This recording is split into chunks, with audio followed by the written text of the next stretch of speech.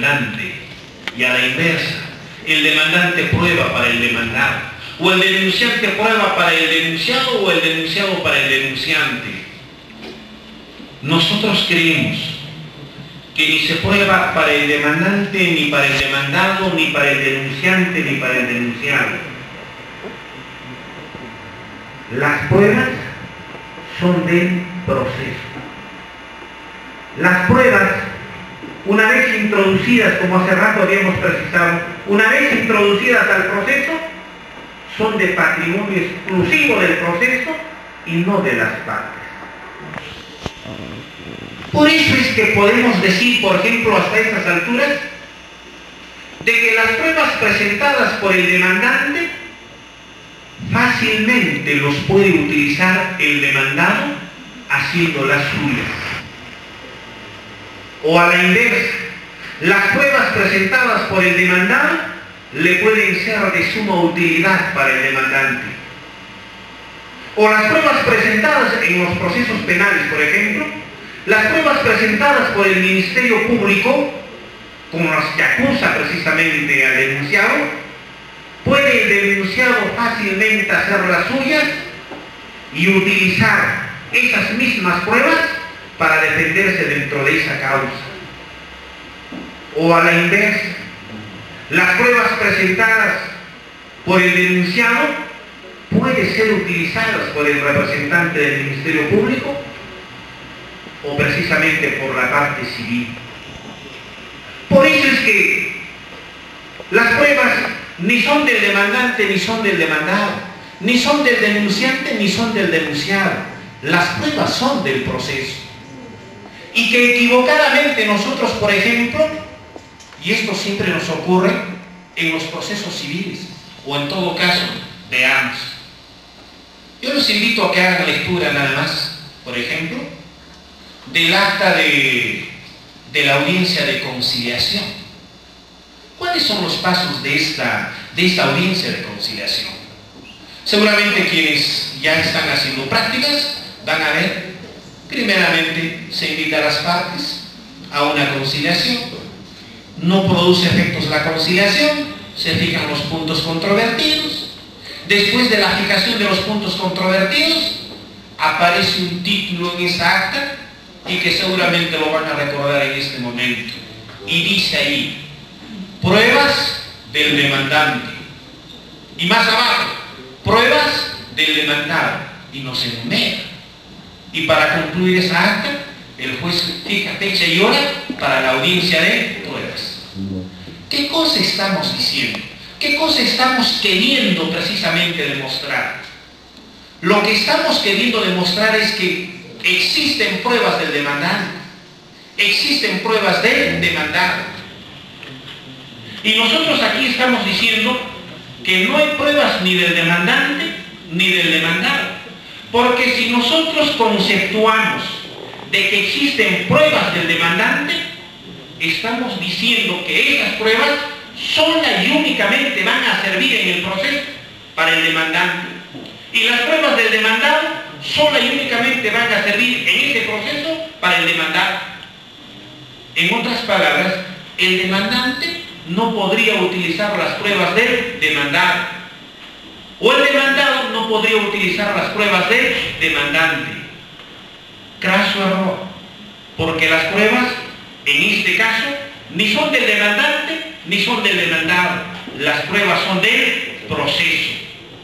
Por eso es que decimos, esas pruebas nos pueden utilizar cualquiera de las partes intervinientes en esa causa, porque las pruebas no son de quien los presenta, no son de quienes los actúan.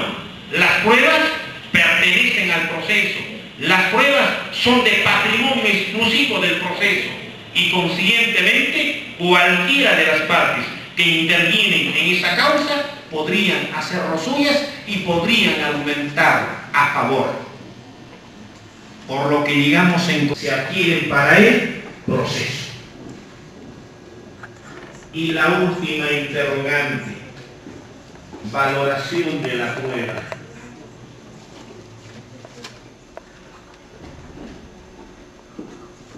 Cuando las pruebas se han adquirido, necesariamente hay que valorarlas. Nos dicen los maestros, es el momento solemne del proceso, precisamente para desembocarse o para que se llegue a una sentencia. ¿Y cuántos sistemas nosotros conocemos acerca de la valoración de la prueba?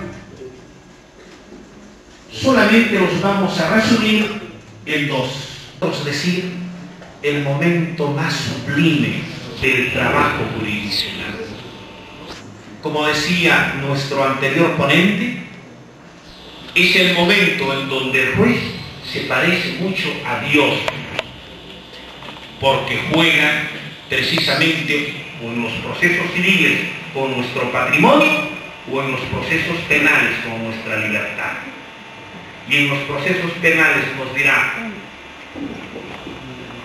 por eso se de la libertad, o se condena a tonto en el momento más sublime de la actividad jurisdiccional. Y dicen casi todos los maestros del derecho procesal, es el momento en donde el juez cumple un trabajo muy parecido a la de Dios, cuando Dios seguramente mediante sus designios nos dice, tú te me vienes y nos llama a sus designios, o tú te me quedas y todavía estamos aquí dictando estas llaves. Pero en definitiva juega mucho, se parece mucho a la labor de Dios, nos dice. Es ese momento el que lo conocemos como nosotros como el momento de la valoración, es el momento de la apreciación de las pruebas.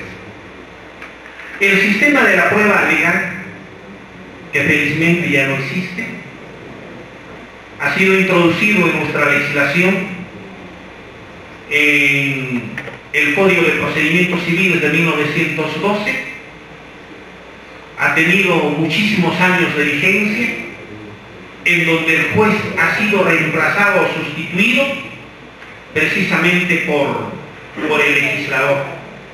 Porque era el legislador el que precisamente establecía cuál era el valor que tiene la prueba.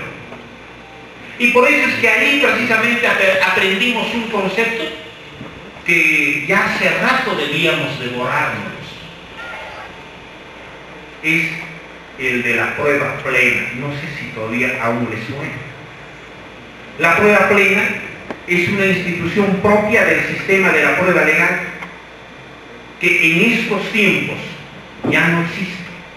Porque nuestro Código Procesal Civil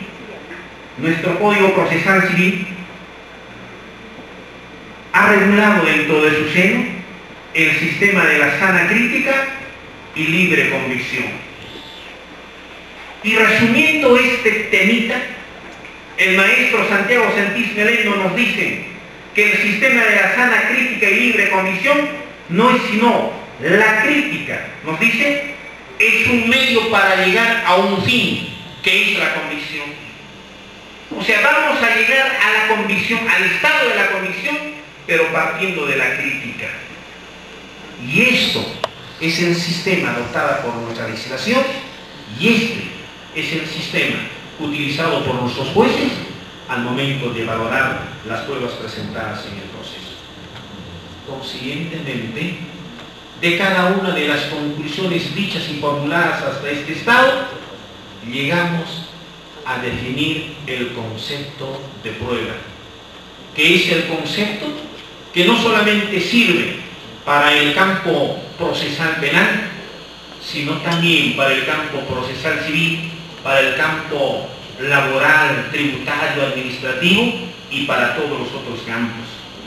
Consiguientemente entendemos que la prueba es verificación de afirmaciones utilizando fuentes que se llevan al proceso por determinados medios, aportados aquellos por los litigantes y dispuestos estos por el juez, con las garantías jurídicas establecidas, ajustándose al procedimiento legal, adquiridas para el proceso y valoradas de acuerdo a normas de sana crítica, para llegar el juez a una convicción libre. Hasta aquí sobre el concepto de prueba. Muchísimas gracias.